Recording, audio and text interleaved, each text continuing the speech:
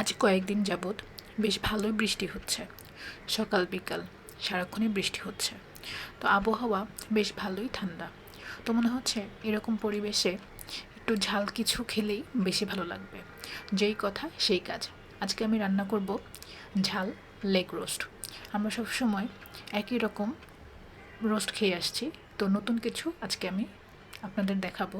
তো চলুন রান্নাটা শুরু করি।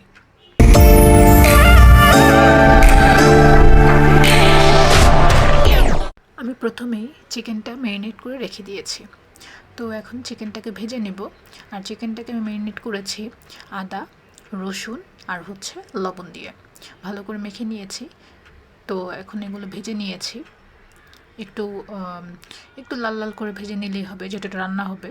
তো আমি এখানে পেঁয়াজ ব্লেন্ডার করে নিয়েছি। আপনারা চাইলে কুচি করে দিতে পারেন। এটা করলে কি হবে, আপনার গ্রেভিটা, যেটাকে আমরা ঝোল বলি, অনেকেই রোস্টের ঝোলটা পছন্দ করে একটু মাখা মাখা, তো সেটা ভালো আসবে। আর এখানে দিয়েছি আমি 1 চামচ আদা বাটা। যেহেতু আমি মেরিনেটের সময় আদা রসুন বাটা দিয়ে নিয়েছি, তো এখানে 1 চামচই দিয়েছি। আর দিয়েছি টমেটো সস, এটা আমি ঘরে বানিয়েছি। দিয়ে নিচ্ছি 2 চামচ পরিমাণ শুকনো মরিচের গুঁড়া। যেহেতু ঝাল রোস্ট হবে, তো অবশ্যই ঝাল করতে হবে।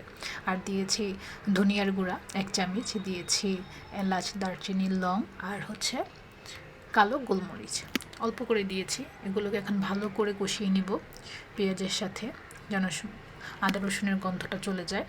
তো দেখুন রান্নার ঝোলের চেহারাটা খুবই ভালো আসছে। আমার কষানো হয়ে গেছে, তেলটা উপরে চলে আসছে। তো এই সময় দিয়ে দিচ্ছি চিকেন লেগ পিসগুলো। আমি কম করে রান্না করেছি, কারণ আমি বরাবরই বলি আমার বাসায় লোক কম, তো সেই জন্য আমি অল্প করে রান্না করেছি। তো ওয়েদারটা যেহেতু ঠান্ডা, তাই মনে হয়েছে একটু ঝাল করে রান্না করি, তো এই জন্যেই শুকনো মরিচের গুঁড়োটা একটু বেশি করে দিয়েছি। চাইলে আপনারা কম বেশি করে দিতে পারেন। এখানে আমি রাঁধুনির রোস্টের মশলা দেব। এটা আপনারা চাইলে দিতে পারেন, না চাইলে নাও দিতে পারেন, এটা আপনাদের খুশি। আমি 1 চামচ পরিমাণের মতো দিয়ে নিয়েছি। এটাকে এখন ভালো করে নেড়ে চেড়ে মাখিয়ে নিব। আর দিয়েছি দই দিয়েছি প্রায় 2 চামচের মতো। আর এটা আমার ঘরে বানানো, আমার মনে ছিল না আমি দইটা দিব, তাই বের করে রাখা হয়নি। দইয়ের রেসিপিটা যদি আপনারা চান, তো আমাকে কমেন্ট করবেন। আমি ঘরে বানিয়ে নিয়েছি দই, টক দই, তো সেটাই আমি দিচ্ছি এখানে প্রায় 2 টেবিল চামচের মতো। এগুলোকে ভালো করে মিশিয়ে নেব। আরেকটা কথা বলি, আমি কিন্তু এখানে লবণ অ্যাড করিনি।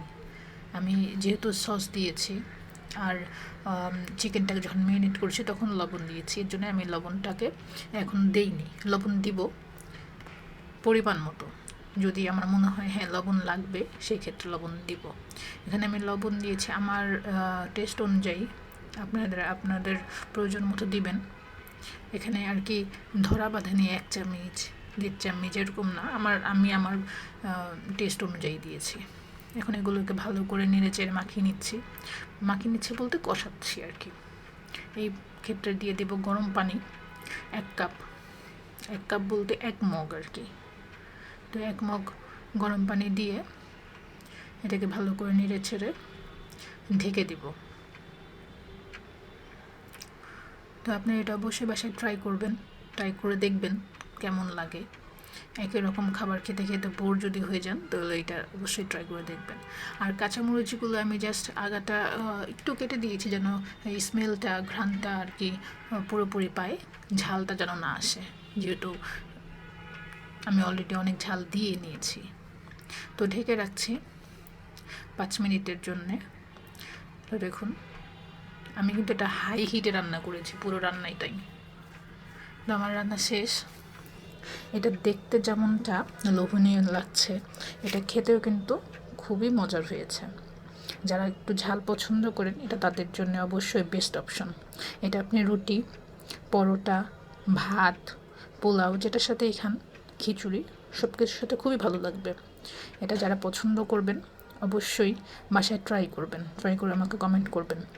আল্লাহ হাফেজ।